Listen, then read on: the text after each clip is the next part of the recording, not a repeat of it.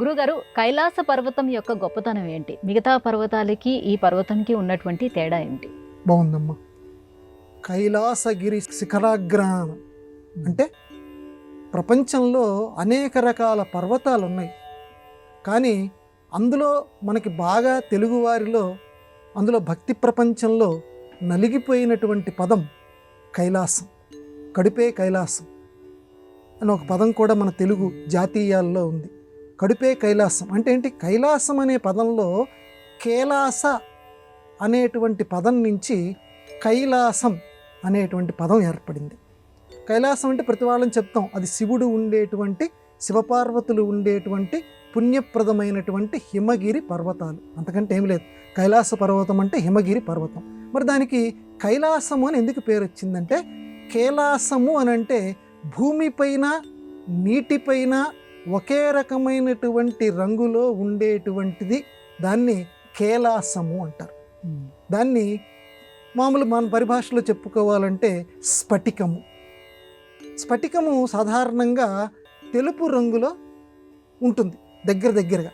ఆ రకంగా తెలుపు రంగులో ఉండేటువంటి పర్వతం కాబట్టి దానిని కైలాస పర్వతము అని అన్నారు. కాబట్టి తెలుపు రంగులోనే ఎందుకు ఉంది? మళ్ళీ వెంటనే మనకు ప్రశ్న వస్తుంది, అది ఎరుపు రంగులోను ఇంకొక రంగులోను, ఇది గైరికాది ధాతువులు ఉంటాయి, ఎరుపు పసుపు ఇలాంటివి కలిసినటువంటివి. ఆ రకంగా కైలాస పర్వతం కూడా మిగిలినటువంటి రంగులతో కలిసి ఉండొచ్చు కదా. కేవలం స్ఫటికాకృతిలోనే ఆ తెలుపు రంగులోనే ఎందుకున్నదంటే, శివుడు సత్వగుణానికి సంబంధించినటువంటి వాడు. సత్వగుణము అనేటువంటి దాన్ని మన సనాతన ధర్మంలో తెలుపు రంగుతోటి పోలుస్తారు. మోక్షానికి దగ్గర దారి ఏదంటే, మొట్టమొదటి ఈ 3 గుణాలు నశిస్తేనే మోక్షం లభిస్తుంది, సత్వ రజస్తమో గుణాలు. కాకపోతే ఈ మూడింటిలోనూ నశించాలంటే రజము తమస్సు ఈ 2 నశించాలి. సత్వం అనేది నశించడం అంత తేలిక కాదు.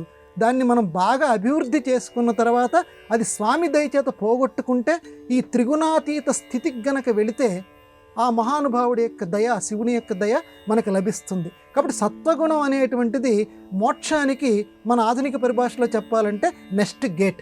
ఇక అన్ని గేట్లు దాటుకుంటూ వస్తే సత్వగుణం, ఈ సత్వగుణం దాటితే మోక్షం. కాబట్టి సత్వగుణానికి ప్రతీక కైలాస పర్వతం. అందువల్ల కడుపే కైలాసం అని మన తెలుగు వాళ్ళు ఎందుకంటారంటే, ఎటువంటి ఆహారం దొరకనటువంటి పరిస్థితుల్లో కడుపే కైలాసం, లేకపోతే బాగా ఇక వాడు దేనికి పనికిరాడు అన్న పరిస్థితుల్లో కూడా దీన్ని వాడుతుంటారు. కానీ ఎటువంటి ఆహారం దొరకనటువంటి పరిస్థితుల్లో కడుపే కైలాసం, బాగా తింటుంటాడు ఇలా అంటుంటారు.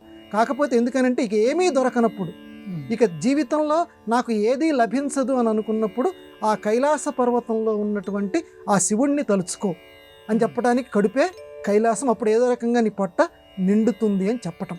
ఇందువల్ల కేలాసము అనే పదం నుంచి కైలాసం ఏర్పడింది. ఈ కైలాసం మన మహాభారతంలో వస్తుంది, చక్కగా రామాయణంలో వస్తుంది, మన ప్రతి కావ్యంలోనూ, మన సనాతన ధర్మానికి సంబంధించినటువంటి ప్రతి కావ్యంలోనూ కైలాస పర్వత ప్రస్తావన లేకుండా ఉండదు. ఎందుకంటే శివ ప్రస్తావన లేనటువంటి జీవితమే లేదు కాబట్టి. ఆ రకంగానే కైలాస పర్వత ప్రస్తావన లేనటువంటి గ్రంథమే లేదు. ఆ కైలాస పర్వతం పేరు తలుచుకుంటే శివపార్వతులను ఇద్దరిని తలుచుకున్నట్టే ఈరోజు చక్కగా మనం వారిద్దరిని తలుచుకున్నాం.